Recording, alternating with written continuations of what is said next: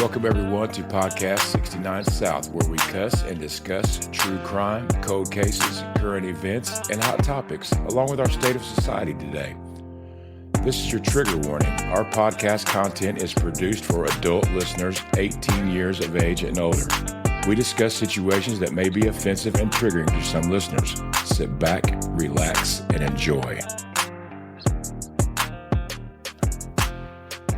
Welcome back, everybody, to 69 South, where we cuss and discuss. And I'm Chop, your host, and riding shotgun is Julie. How you doing today? I'm freezing. It's cold outside. It is cold and snowing and icing and all that stuff. Kind of gives you a good wintry, Christmassy feeling, though. I like it, kind of, in a way. I only like snow on Christmas Day. I wish it would like snow like a shitload on Christmas, and then the day after Christmas, or maybe like 2 days after Christmas, fucking spring. Yeah, I can deal with that. Instantly. Definitely. This is part 2 of the Karen Reed civil case. I don't know about you guys. I know this case is a little bit old, but I just can't get enough of it. I was up today watching the microdots shit. I don't know if you guys watched that on YouTube or not, but it's interesting. And I just figured out a whole nother world of information. I didn't realize all this stuff was going on with Turtle Boy. I mean, I knew that he was causing a commotion and a stir, but my goodness, I'm going to have to do a deep dive on this Lindsay chick, because the shit I seen today was out of this world. It was juicy tea. So let's get back into this civil trial. We're at the part where Proctor, Buchanan, and Tully engage in corrupt and biased investigation by not investigating inside the house and interviewing the house defendants as friends rather than suspects. So let's jump right back into it. So Proctor, Buchanan, Tully, and the MSP never searched for DNA evidence inside the house, never looked for rigid surfaces that could have caused the gash on the back of Mr. O'Keefe's head, never inspected the house defendants' bodies for indication of bruises or cuts that resulted from an altercation, and did not search the house defendants' cell phones. This allowed potential evidence to be destroyed, disposed of, removed, or simply just become unrecoverable. Proctor, Buchanan's, and Tully's interviews of the house defendants were also outside of the normal protocol. They were all interviewed either at their home, their family member's home, their lawyer's home. That was the case of Brian Higgins. Their lawyer's office in the case of Brian Jr. and Caitlin Albert, which are the children of Brian and Nicole Albert, their place of employment, or over the phone. The interviews were each untimely, unrecorded, and fundamentally designed to protect the house defendants. And the house defendants took full advantage of it. Yeah, most cases, they'd be bringing you down to the station, putting you in a room, recording you audio and video to get your statement. That's more than odd. Yeah, in hindsight is 2020. Me and you were on this shit. We knew it smelled bad from the gate. Mm-hmm. But now, especially looking back on all of it, it really fucking stinks. But as far as the house defendants taking advantage of it, specifically, Jennifer McCabe became the point person for the house defendants in providing their false narrative to investigators. She managed and communicated details about the house defendants' messaging and the investigation itself, including visiting Proctor's and other investigators' private residences, mapping out timelines to coordinate statements with other witnesses, leading group text message chains that were partially deleted, and planning private meetings at all hours of the day and night. Indeed, these were never the acts of innocent witnesses seeking to help an investigation concerning the death of an alleged friend. Rather, they were predicate acts of conspiracy among a group of people with a shared goal of deflecting their criminal exposure onto someone else. The remaining group texts that were not deleted or that were recovered later reveal some of their planning. For instance, on the evening of January 29th, Jennifer McCabe texted with her sister, Nicole Albert, that Carrie Roberts, who was present when Mr. O'Keefe's body was found, talked to the cops and kept it simple. And that's in quotes. Of course, there would be no reason to report back to other House defendants about Roberts, quote unquote, keeping it simple, unless what really happened was more complicated. Proctor, Buchanan, and the MSP never sought these communications. Rather, they were obtained by Karen Reed's defense attorneys' repeated motions to compel access to data on Miss McCabe's iPhone. And later, in group text with Jennifer McCabe and Brian and Nicole Albert, Matthew McCabe suggested having Chris Albert publicize their crafted story to a reporter saying, quote, "Ask Chris to ask someone questions. Tell them the guy never went into the house." As an endorsement of the plan, Brian Albert responded, "Exactly." Importantly, the text messages from the House defendants' phones that were ultimately recovered and that provided a window into their conspiracy and misconduct, as well as MSP's unlawful investigation, were not the product of Canton Police Department or Massachusetts State Police investigative work. Rather, based on media reports raising serious concerns and questions about MSP's investigation and the House defendants' role in Mr. O'Keefe's death, another, quote-unquote, separate law enforcement agency began its own subsequent investigation. That investigation, and not Massachusetts State Police's, resulted in obtaining the House defendants' phones, taking statements from the House defendants, and conducting a separate proceeding, all of which MSP refused to do itself. Indeed, the evidence procured by this quote-unquote separate law enforcement agency's investigation demonstrates the House defendants' conspiracy and lawful conduct, as well as MSP biases and corruption. And they're talking about this quote-unquote separate law enforcement agency being the FBI. Because the FBI came in and they started an investigation into some of this stuff. I'm not exactly sure, but sometime after this incident happened. As they should have. Absolutely. I mean, I can't believe the corruption that has been unveiled here.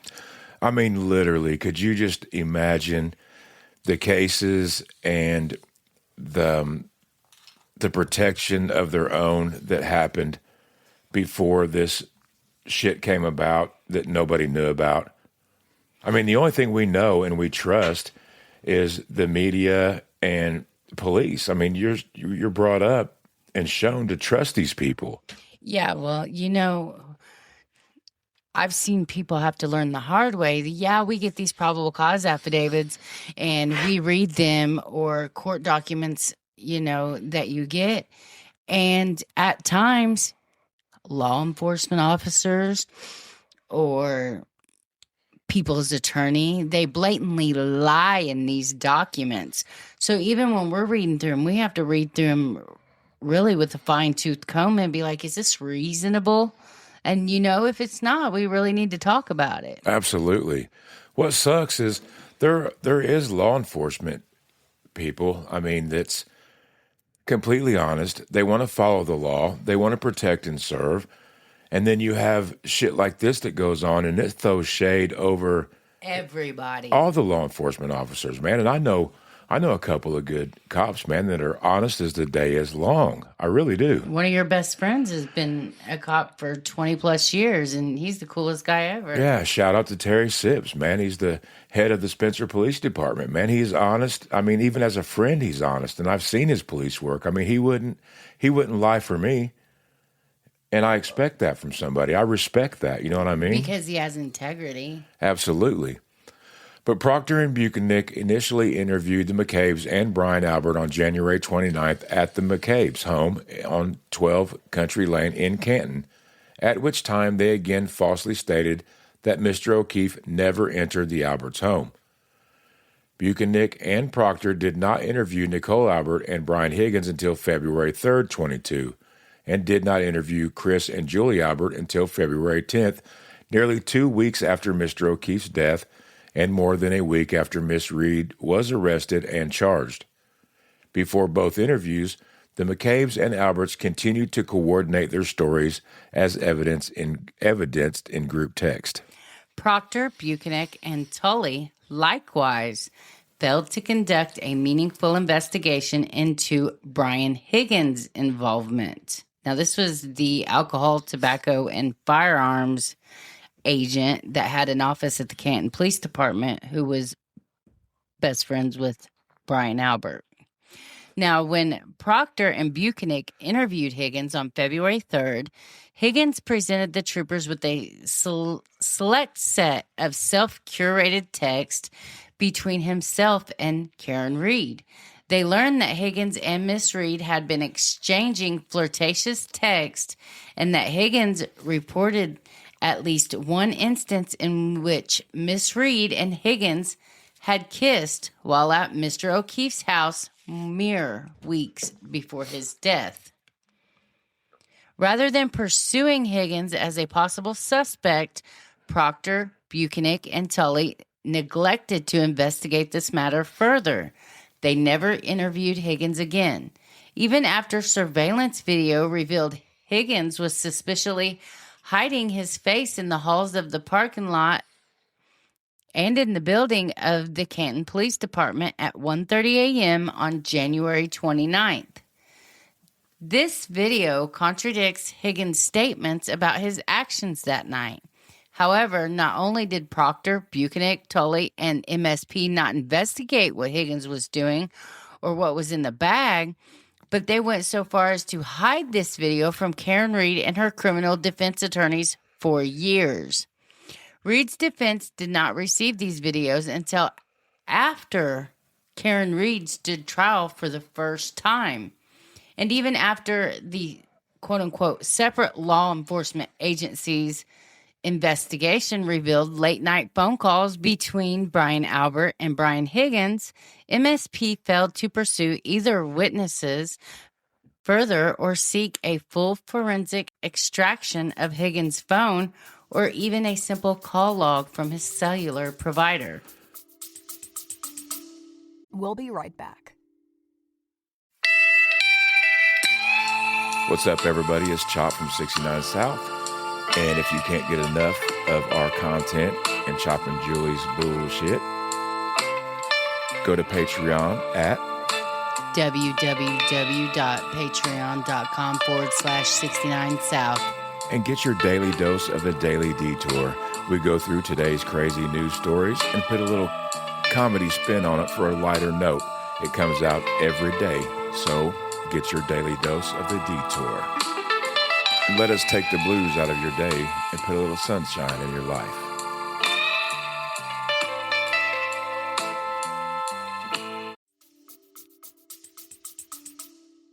When it was revealed that Mrs. Reed's defense team requested the preservation of Brian Alberts and Higgins' phone in order to forensically image them, this request was allowed by the court. Both men got rid of their cell phones within days of one another. Higgins went so far as to drive to a military base on Cape Cod, remove the SIM card from his phone, cut the SIM card with scissors he brought with him, and destroy and dispose of the phone and card separately in 2 different dumpsters, and then drove back home. Their destruction of the phones eliminated potentially incriminating communications between them and was a direct result of Proctor's, Buchanan's, and Tully's intentional refusal to collect important investigative evidence that would be exculpatory to Miss Reed.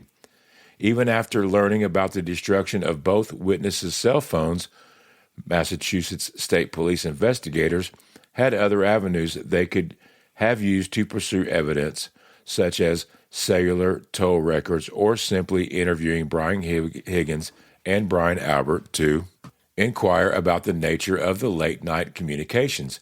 They intentionally ignore these avenues as well. I mean, if you're innocent, why in the fuck would you drive way out of your way. I'm not even exactly sure how far it was away that he drove, but to a place, take the SIM card out of the phone, cut it up with scissors. What man carries scissors with them? Nobody carries scissors unless you're trying to cut up some weed or something. They got grinders for that shit now. I'm just saying, though, if you're an ATF agent, you're innocent. Wouldn't you want to offer every fucking piece of evidence that you had to help the investigation go forward? Well, absolutely. You would think so. If you had shit to hide, what would you do? Cut your SIM card up, fuck the phones up. I mean, come on. And this all supposedly happened within a day or two of the preservation order being granted. So they got wind down the pipeline that this preservation order was going to be granted, allegedly. No, they were tipped off 100%. And by the time it was actually granted, they said, oh, no, we don't have those anymore. We just got rid of them. But not only did Proctor fail to probe his friend's stories, he coordinated with them through his sister. Proctor spoke to Courtney multiple times a day and knew she was in close contact with and providing information to Julie Albert. Julie Albert is Chris Albert's wife. Now, Julie and Courtney called each other many times before February 1st and 2nd, and at least 67 times between February 1st, 2022, and September 6th of 2022. For example, as he prepared to question Chris and Julie Albert on February 10th, Proctor told his sister Courtney that the interview was not, quote, not a big deal. Courtney told Proctor that Julie Albert had been nervous and wanted to give him a thank you gift after the interview. To avoid scrutiny, Proctor instructed Courtney to tell Julie to give the gift to his wife, Elizabeth Proctor. Proctor shared investigatory details with Courtney before they were public. In the same instance, referenced above, when his sister informed him that Julie Albert had been, quote, so nervous before the interview, instead of investigating further, he shrugged it off, laughed, and asked, quote, why? But Proctor knew exactly why Julie and Albert were nervous. He sought to reassure her by telling Courtney that, quote, it was fine, just a quick convo. And then after the interview, Proctor spoke to Julie on his personal cell phone in an unreported conversation. Proctor never treated the Alberts as witness in a murder investigation. He treated them like the family friends that they were. At one point leading up to some of the interviews, Jen McCabe asked Nicole Albert if she had heard anything more about the investigation. Confident that she would learn more from Julie Albert, again through Courtney, Nicole Albert responded, we'll get more info tomorrow. Don't want to text about it. If that doesn't scream suspicion, I don't know what does. It was all a big conglomeration of fuck Karen Reed is what it was. So the House defendants did not want to text about their activities and communications because they tried to hide and or lie about them. For instance, it was discovered in the second criminal trial that Miss McCabe had lied in her sworn testimony in the first trial about not visiting 34 Fairview with Carrie Roberts on January 30th on their way to Michael Lank's house. However, while they did not text about this meeting, Jen McCabe's cell phone location data obtained later by Reed's defense team reveals that she did, in fact, visit 34 Fairview just one day after O'Keefe's death and then lied about it. The McCabes, Alberts, and Higgins all told the same false story to investigators in their interviews, and Proctor, Buchnick, and Tully accepted their coordinated statements without making efforts to corroborate their stories. Now, rather than investigate their friends and brethren, Proctor, Buchnick, Tully, and the Massachusetts State Police targeted Karen Reed. Instead of taking routine, objective, and necessary steps of investigating the McCabes, Higgins, and the Alberts, Proctor, Buchnick, and Tully focused exclusively on Miss Reed and suspect from the start of the investigation, despite substantial evidence exonerating her and implicating others, just as the House defendants intended. That's how you know it was a messed up investigation from the start.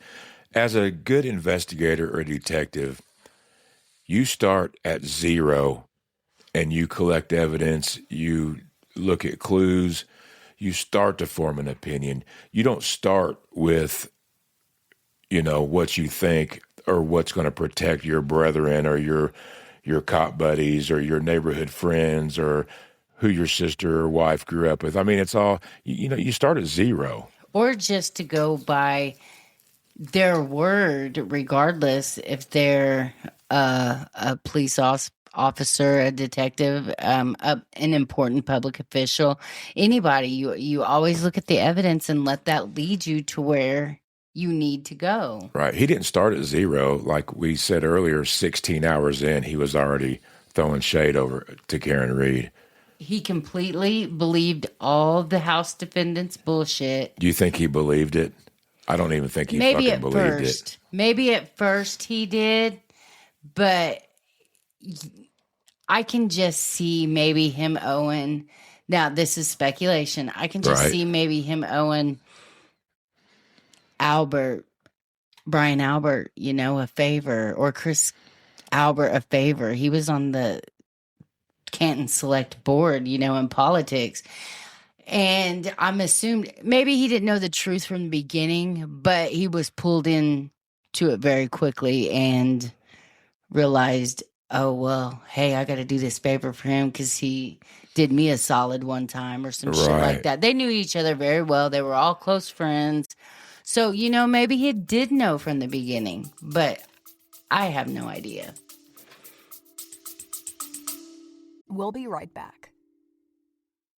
Discover Rosie Posey's farm stand at 6082 East Hadley Road in Mooresville, Indiana.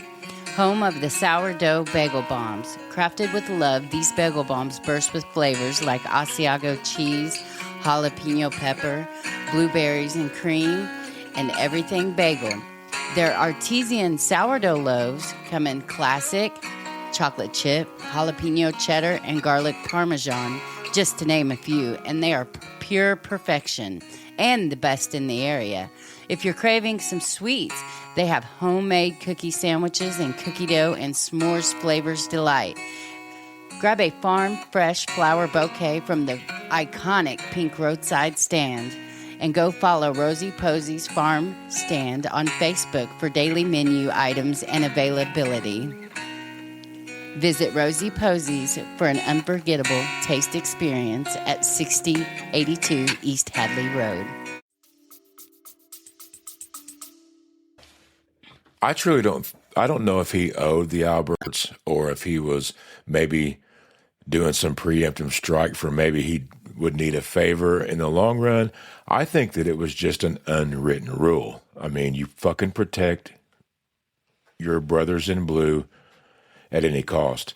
The bad thing about it is there was another brother in blue laying on the yard beat to fucking death. And how good and cool and fucking to the point would Proctor have been if he would have stood up, be a stand-up motherfucker, and did the right thing. The possibilities would have been endless for him. I don't think that would have happened because he was in several investigations before this where he got his hands dirty, didn't go the right way about the law, and all kinds of alleged dirty shit. It's a fucked up deal. So Proctor seized Miss Reed's cell phone and her SUV within 30 minutes of interviewing her on January 29th. He arrested her 72 hours later before reviewing any surveillance from the bars or ring camera footage, before interviewing exculpatory witnesses, and before the medical examiner's official conclusion that the manner of death could not be determined and that there were no injuries to Mr. O'Keefe's body consistent with the vehicle strike.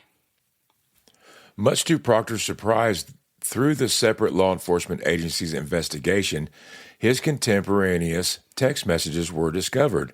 Among them, Proctor texted with his high school friends on the evening of January 29th, the day that he began his investigation. He told them that the Massachusetts State Police had already determined the Alberts were not going to receive any scrutiny about Mr. O'Keefe's death, even though the MSP had not at that point visited the crime scene or been in the Alberts' home and had performed only a cursory interview of the McCabe's and Brian Albert. Proctor told his friends that Mr. O'Keefe had been hit by a car and had not been in a fight, despite the fact that Mr. O'Keefe had suffered no injuries consistent with the vehicle strike, but he did have injuries consistent with a fight and dog attack. Proctor rejected a friend's belief that Brian Albert, the homeowner of the property where Mr. O'Keefe's body was found, would receive some shit. Instead, agreeing with another friend's assumptions that you guys are out to make it cut and dry since it involves cops, Proctor revealed that he had already decided he was going to put serious charges on Miss Reed and that she was quote-unquote fucked and that there was zero chance she skates. From the outset, Proctor was determined to pin it on the girl. Proctor's supervisors were aware of his bias and conflicted relationships in this investigation. They didn't have to guess. Proctor told them. He told them he knew the Alberts. Text messages from Proctor to Buchanan and the other MSP troopers show Proctor had decided to focus suspicion on Miss Reed to the exclusion of everyone else. He told the troopers that Mrs. Reed was quote-unquote retarded and that he was searching her phone for quote-unquote nudes of her. In the text chain, Sergeant Buchanan liked Proctor's text describing Miss Reed as retarded. Buchanan received Proctor's text and never reprimanded Proctor or addressed his improper bias and conduct. Because he was determined to put serious charges on Miss Reed, Proctor ignored the fact that the Commonwealth's medical examiner could not conclude that Mr. O'Keefe's death was a homicide, determining instead that the manner of his death could not be determined. The medical examiner also refused to conclude that Mr. O'Keefe died as a result of being struck by a vehicle, and later testified at trial that his injuries were not consistent with the car strike. Proctor later admitted that in his entire career, he had never seen a homicide investigation where the medical examiner could not determine the manner of death, but he remained undeterred in his quest to charge Miss Reed. As he later admitted, the medical examiner's refusal to rule the death a homicide did not matter to him, because either way, Miss Reed was going to be charged. And you know, it's not rocket science to tell if a dude was run over by a car by accident or even by purpose.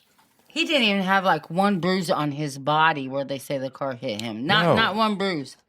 The poor dude's head was basically squashed. Not squashed, but his eyes were beat shut, swelled shut, gash on the back of his head. I mean, no tire imprints on his skin, no rubber imprints. I mean, I've seen some fucking dudes hit by and run over by a car. No broken skin from the force of any type of impact. No, and of course, road rash. Right. If the Alberts wouldn't have been cops and Higgins wouldn't have been there, the ATF agent, they would have run these dudes through the ringer, and they would have found the truth from the get-go. Absolutely. 100% they would have. So Proctor and Buchanan plant certain evidence and make false statements in court and other legal documents to frame Karen Reed. Proctor made this investigation cut and dry by manufacturing a case against Miss Reed. A crucial first step was to ensure that the crime scene and evidence was not secured. This was in violation of MSP policy and well-established best practices for critical incident investigations. Specifically, the MSP Crime Laboratory requires proper processing of evidence at major crime scenes, including crime scene photography and evidence processing, and recovery of latent fingerprint, footwear, and tire track evidence. Neither the MSP troopers involved in the investigation nor the CPD police officers on the scene secured the Alberts home or the area where Mr. O'Keefe's body was found. The MSP did not take any photographs of the house, including any part of the yard where O'Keefe's body was found, until February 1st, more than 3 full days later. No photographs were ever taken of the inside of the garage of 34 Fairview.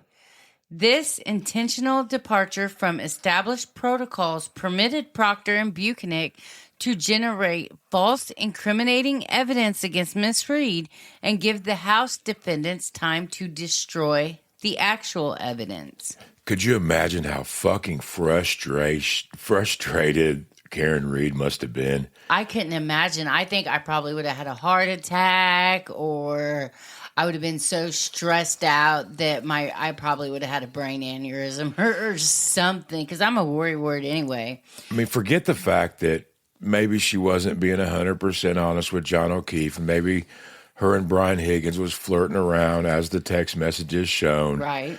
But they kind of still were together, and from her own mouth, they weren't paying a mortgage together. They weren't married to each other. They didn't have kids together.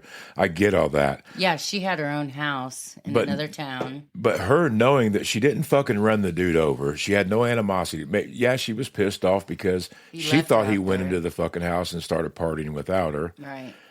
I think she didn't want to go in there because Brian Higgins was in there and they were kind of flirty, and she just didn't want that fucking smoke coming up. You know what I mean? Right. So she was mad at him for that, but could you just imagine her knowing that she didn't do that shit, how obvious his injuries were, and that the fucking police and the investigators did nothing of protocol or their due diligence to check shit? She's going crazy.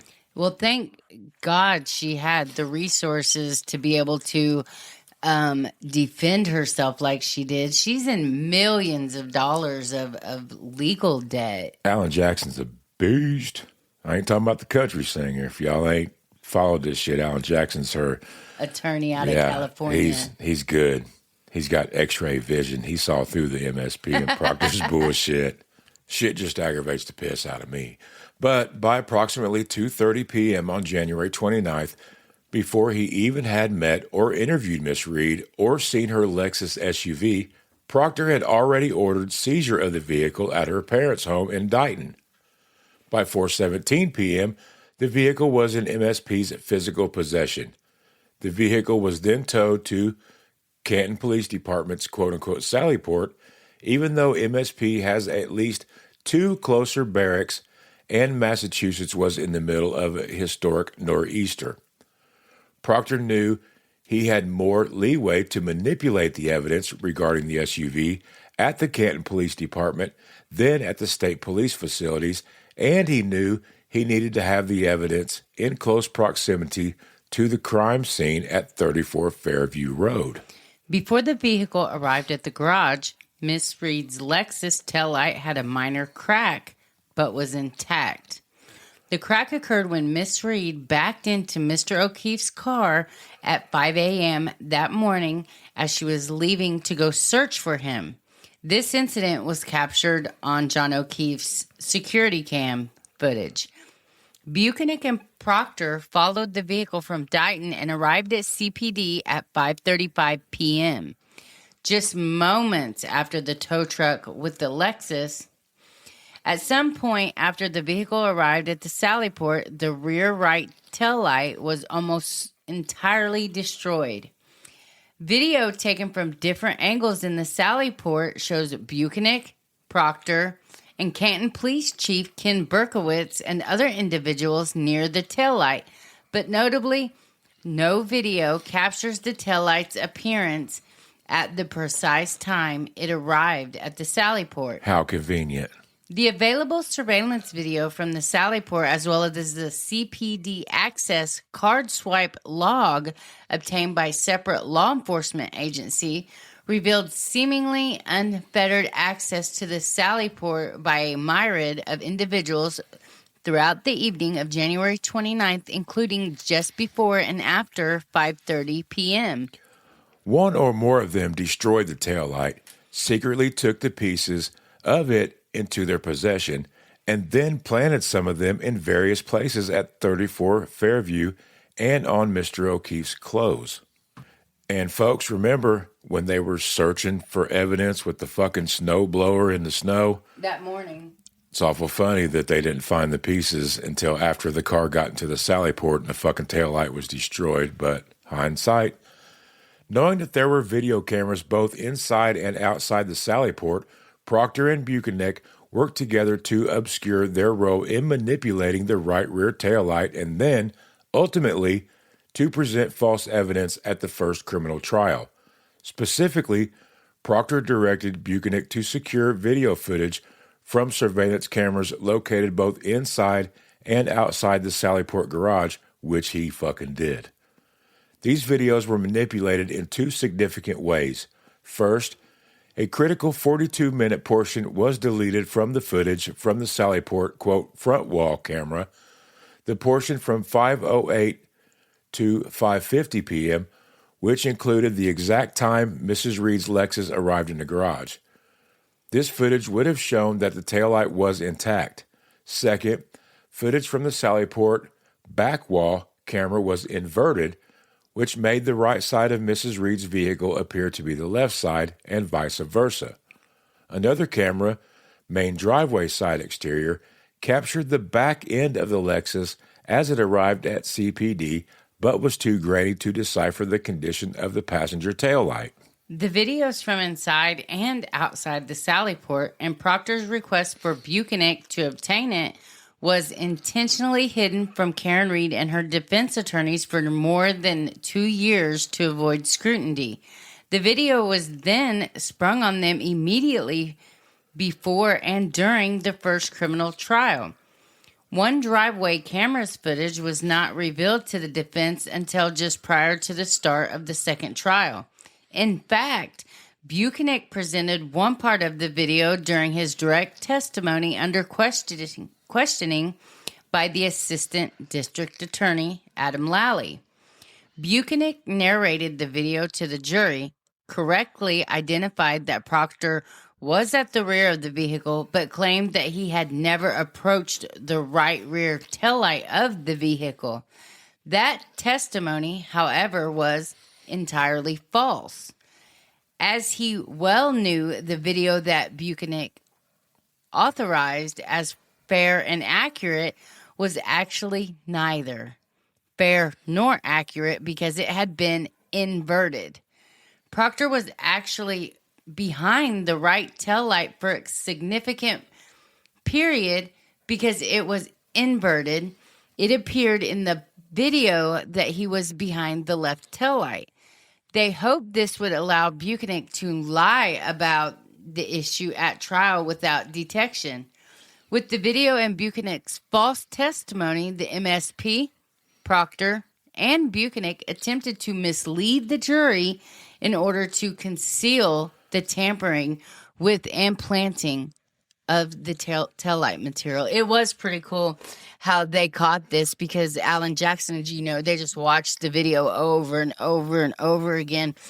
And he noticed there was like an old-time police cruiser also in the Sallyport. Right. It was like an old Fairlane. It was pretty cool, actually. And what caught his eye is that the police on the car was spelled backward in this video. And he was like, what the hell? Why is that spelled backward? It's not. He's like, it's got to be an inverted. And come to find out, whoever doctored up this video inverted it to make it look like these troopers weren't where they actually were in reference to the damaged vehicle. Man, think about how many people have been fucking railroaded because you go into court, you don't have $1 million attorneys, you don't have the money to pay investigators and expert witnesses.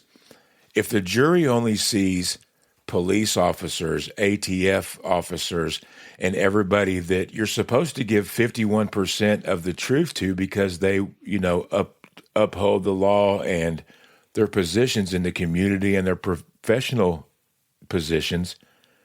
How many people have been fucked by this shit? If Karen Reed was she was a college professor. right, but if she was just some fucking crackhead off the street, she'd be doing life in prison right she now. probably took a plea deal. Absolutely. And just to get it over with. Right, she'd be like, I'm fucked. I can't fight these people because they have 51% of the law.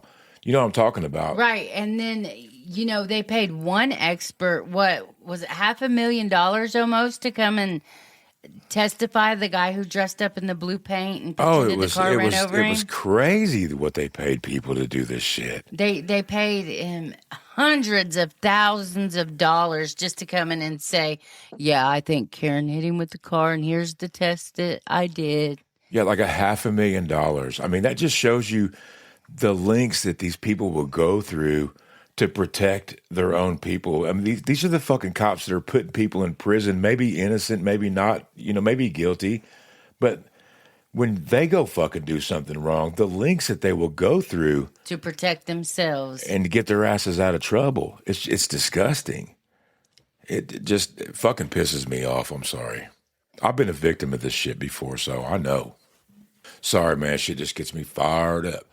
Proctor and Buchanan also took taillight pieces from the Sallyport, took them to 34 Fairview, and planted them in the location where Mr. O'Keefe's body was found, and then falsified various documents in an attempt to hide their conduct. In warrant applications to the Stoughton District Court and Norfolk Superior Court for searches of Google electronic records, ring videos, Mrs. Reed's phone, Miss Reed's vehicle, cell tower records, and other sources of information, Proctor swore he seized Miss Reed's vehicle from her parents' home at 5:30 p.m.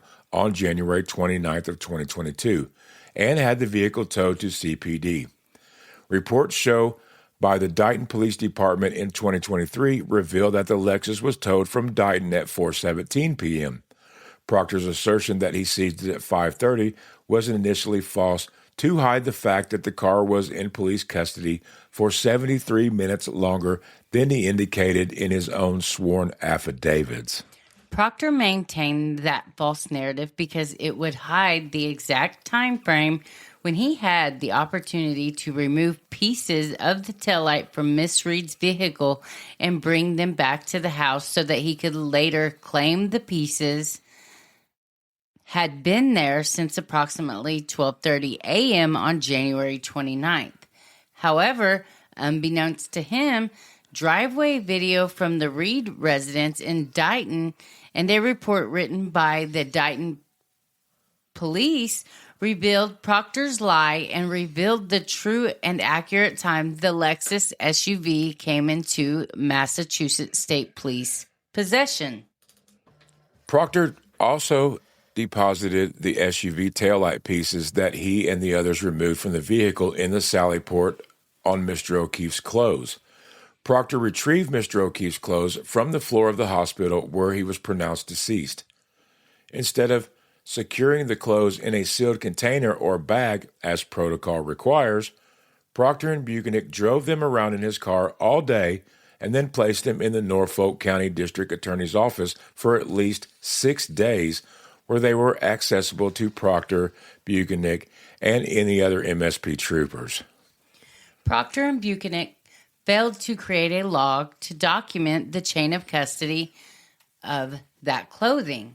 Therefore, and by design, there is no record of when or how many times and under what circumstances Proctor and Buchanan touched, manipulated, handled, or otherwise tampered with that clothing.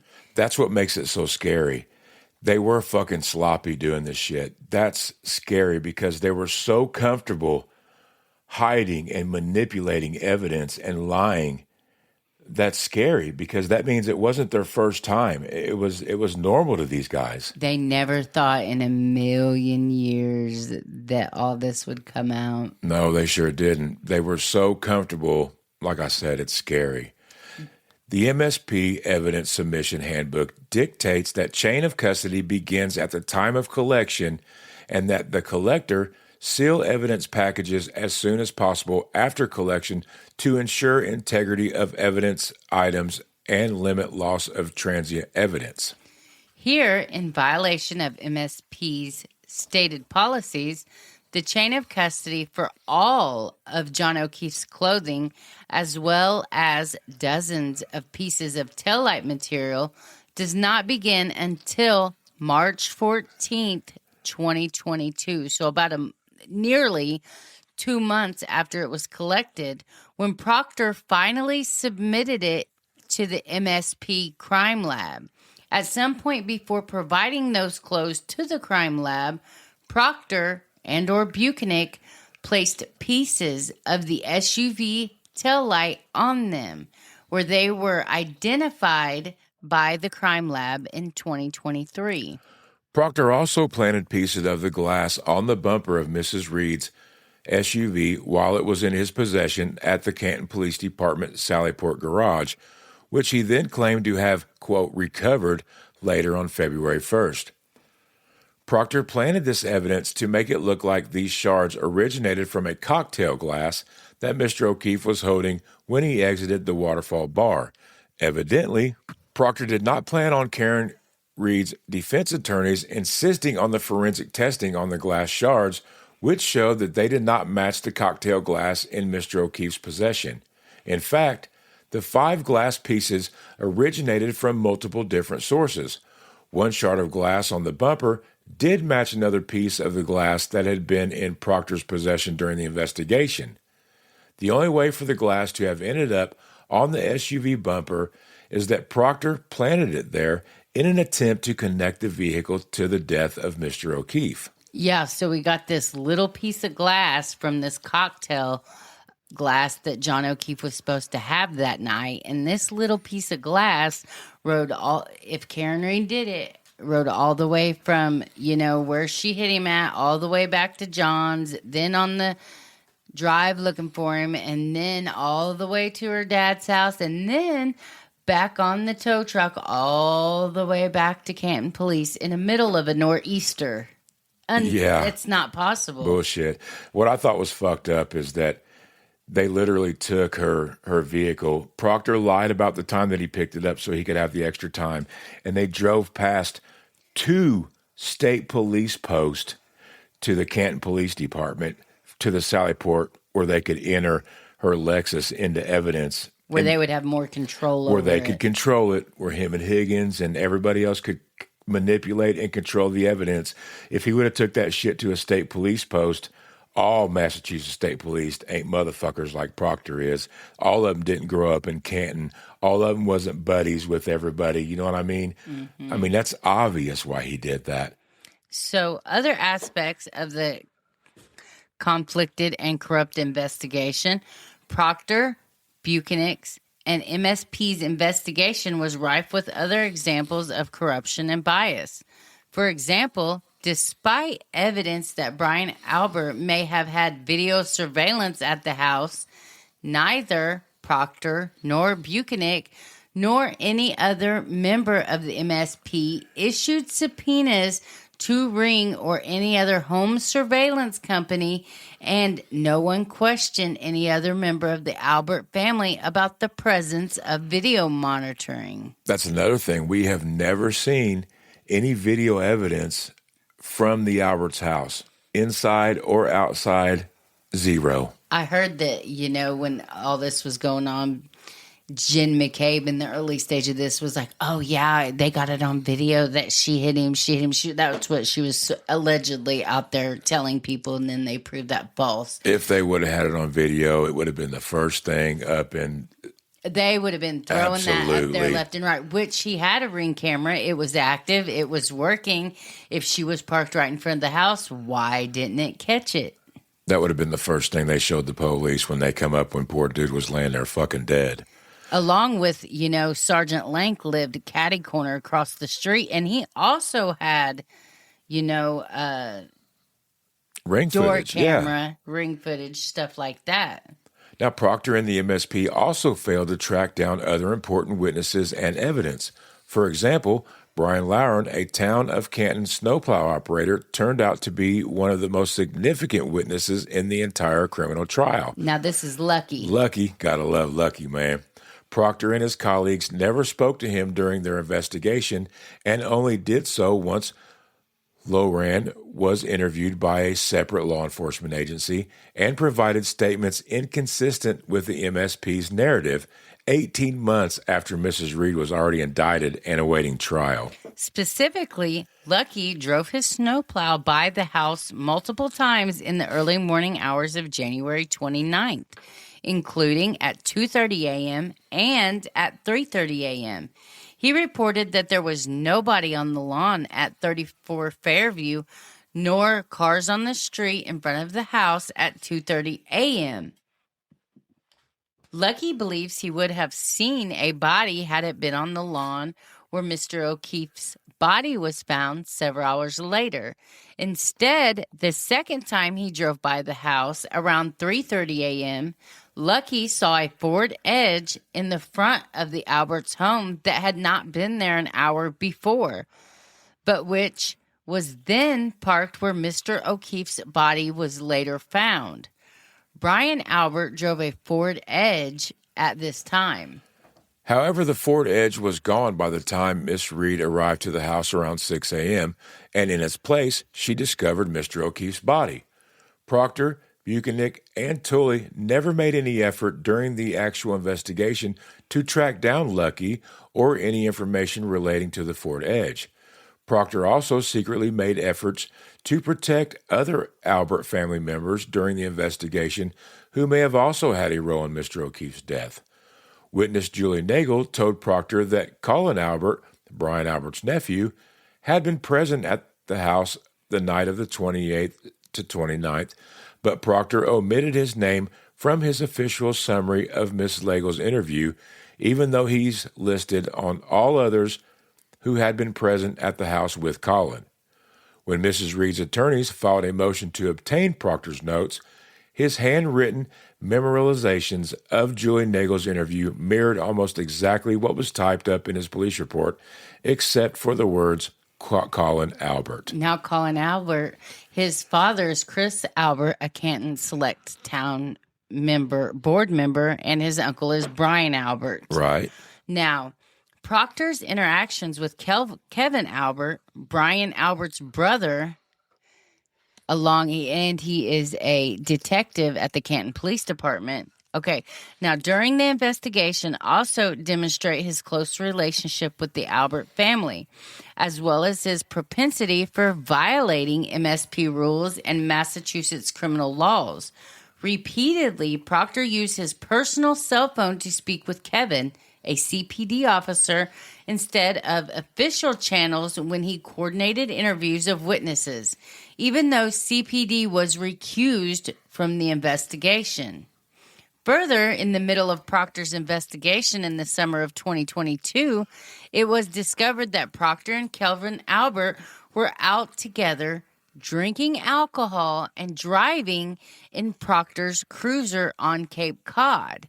At the end of the night, Kelvin Albert forgot to bring home his gun and badge and left them in Proctor's cruiser. Oh, shit. Their drinking and driving in Proctor's MSP vehicle violated both MSP policies as well as various Massachusetts criminal statutes and further highlights the conflicted nature of the MSP's investigation. Boy, we was talking about an episode or two ago. Matter of fact, it was the dude who, the DoorDash chick was taking pictures, and we was like, you never know how you're going to wake up. Can you imagine this dude waking up and not knowing where his gun and badge and shit is? Like, holy shit. Oh, he knew he was cool because he was with Proctor. And he knew that Proctor would lie for him. Yeah, he's not quote unquote fucked. That's right. I bet his balloon knot was leaking when he woke up and didn't know where his pistol was at, though. Oh, I guarantee it. If somebody gets a hold of that and commits any crime, they're going to be in some big shit for that. Oh, yeah. This story, there's a lot to it, folks, and we appreciate you sticking with us. I personally can't get enough of it. It just goes to show just how fucked up the justice system can be, from the police all the way up to the judicial system. Is Lady Justice really blind? Not in Massachusetts, it Or does ain't. she just got her fucking sleep-in masks on her damn eyes? You know, the little furry things. Mm-hmm. That's what she's doing. Now, moreover, because of their close relationship, Proctor, Buchanan, and Tully worked together with CPD in hiding certain videos from Karen Reed's criminal defense team. Specifically, upon information and belief, MPD and CPD collaborated to keep exculpatory surveillance video from Karen Reed's criminal defense team in preparation for the first trial. Those videos captured Brian Higgins' activities in the CPD parking lot and inside the police station shortly after the physical altercation at the house that led to Mr. O'Keefe's death. They demonstrated that Higgins' statements about his post-house party activities on the night of Mr. O'Keefe's death were not accurate. Upon information and belief, CPD knew it had this evidence and worked with MSP to keep it from Miss Reed. Additionally, upon information and belief, CPD set its auto-delete function for saving certain surveillance videos from the Sallyport to 30 days, therefore assuring the immediate destruction of likely additional exculpatory evidence. The 30-day auto-delete setting conflicts with the fact that CPD videos were shared with the defense over the course of 3 years. Therefore, either the setting was changed to prevent a defense expert from auditing the footage, which is when the 30-day setting was discovered, or the footage was obtained within 30 days of January 29th and withheld from the defense. Shoo, can you believe our time is up already for this episode? That went quick. Man. Hey, listen, This is going to be a 3-parter. I just can't get enough of it myself. For one, because I'm nosy AF. Listen, though, just imagine this in your head. So before they was about to get screwed and everybody was figuring their bullshit out, I could see Proctor and the Alberts and all them getting drunk at 34 Fairview, throwing their hands up. You down with CPD? Yeah, you know me. Oh, my gosh. You down with CPD? Yeah, you know me. Oh, What my was God. that, Cypress Hill? Yeah, you down with, what was it? You down with OPP?